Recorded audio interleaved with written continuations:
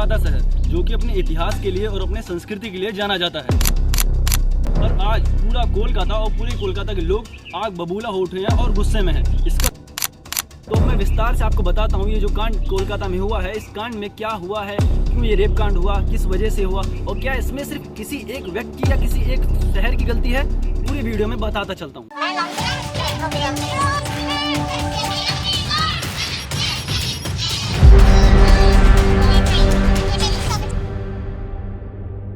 आज पूरे भारत के लोग और पूरी कोलकाता मांग कर रही है न्याय की, अपने सरकार से, अपने सोसाइटी से और अपने सिस्टम से।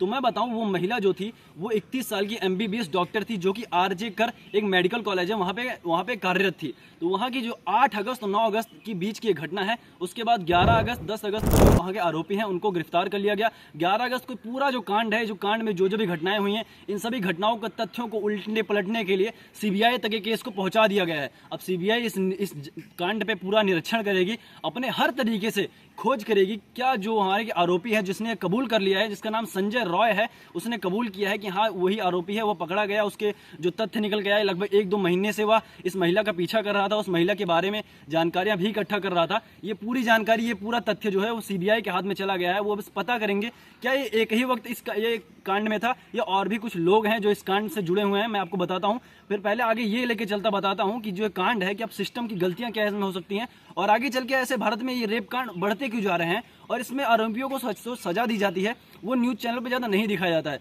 हमारे न्यूज़ चैनल सब यही दिखाते हैं कि आरोपी के साथ क्या हुआ, आरोपी के घर वालों के साथ क्या हुआ। वो इंटरव्यू लेने जाते हैं तो आरोपी के घर लेने जाते हैं, वह ये नहीं करने जाते जब सजा मिल जाती है आरोपी के उसको, तो उनके घर क्यों नहीं जाते बताने कि आपका ही बेटा था जो उस कांड में शामिल था। उससे ये पता चलेगा, आरोप करने वाले जो अगले बार आरोपी आएंगे उन लोगों को खबर मिलेगी इस बारे में। कोलकाता रेप कांड जैसे सेंसिटिव मामले में हमारे देश के प्रधानमंत्री श्री नरेंद्र मोदी जी ने लाल किले से 15 अगस्त से लाल किले से जो भाषण, जो इंटरव्यू में शामिल किया बातें, वो आप पहले सुन लीजिए। ये भी बताना चाहूंगा कि जब बलात्कार की या महिलाओं पर अत्याचार की घटनाएं घटती हैं तो उसकी बहुत चर्चा होती है, बहुत प्रचार होता है, मीडिया में छाया रहता है। लेकिन जब ऐसे राक्षसी मनोवृत्ति व्यक्ति को सजा होती है तो वो खबरों में कहीं नजर नहीं आती है, कोने में कहीं पड़ा रहता है। अब समय की मांग है कि जिनको सजा होती है उसकी व्यापक चर्चा हो, ताकि ऐसा पाप करने वालों को भी डर पैदा हो कि ये पाप करने की हालत ये होती है कि फांसी पर लटकना पड़ता है। आपने ये बातें प्रधानमंत्री जी के मुंह से सुन ली। अब बात करते हैं वेस्ट बंगाल के जो मुख्यमंत्री हैं, उनका क्या हालचाल है, वो इस मामले में क्या कर रही हैं। तो मैं देख के बिल्कुल आश्चर्य था कि वो इस मामले में कैंडल मार्च कर रही हैं। वह खुद उस जगह की, उस राज्य की मुख्यमंत्री हैं, और वहाँ की सारी प्रशासन उनके हाथ में है, पुलिस उनके हाथ में है, सरकार उनके हाथ में है, वहाँ की जनता उनके हाथ में, और वो खुद सड़कों पर निकल कर जनता के साथ कैंडल मार्च कर रही है। या यह दिखाने की कोशिश की जा रही है कि उसमें उनके सरकार को या फिर उनके सिस्टम की गलती नहीं है, या पूरा आरोप जो थोपा जा रहा है वह समाज पे थोपा जा रहा है। ये बिल्कुल गलत है। सिस्टम को भी ध्यान देना चाहिए, सरकार की भी भूमिका होती है। तो ये क्लिप देख लीजिए, इसमें ममता बनर्जी जी खुद कैंडल मार्च कर रही हैं।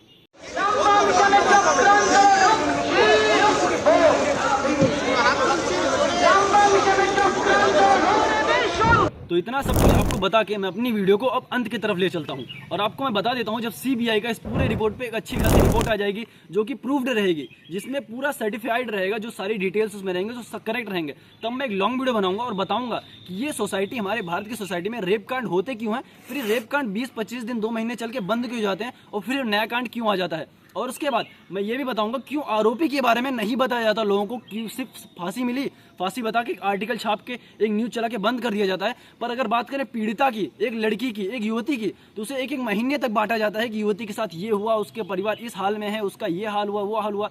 पर ये गलत है। इससे समाज में एक गलत न्यूज़ पहुंचती है, और उससे जो आरोपी कर हैं, जो और आरोप करने वाले हैं, और उग्र होते हैं। पर अगर आप आरोपी के कांड को दिखाएंगे कि उसे फांसी कैसे हुई, उसके घर को तोड़ दिया गया, उसके परिवार को इतना नुकसान हुआ, या फिर ये किया गया, तो और लोगों के जो दिमाग में एक डर बैठेगा, एक वहम बैठेगा। मैं अपनी वीडियो को यहाँ से समाप्त करता हूँ। आपको ये जानकारी कैसी लगी आप बताइए, और कमेंट में जस्टिस फॉर विमेन और जस्टिस फॉर गर्ल्स के लिए कुछ भी जो हैशटैग आप यूज़ कर सकते हैं यूज़ कीजिएगा। इसके लिए मैं आपका बहुत बहुत धन्यवाद हूँ। वीडियो के लिए चलता हूँ। जय श्री राम।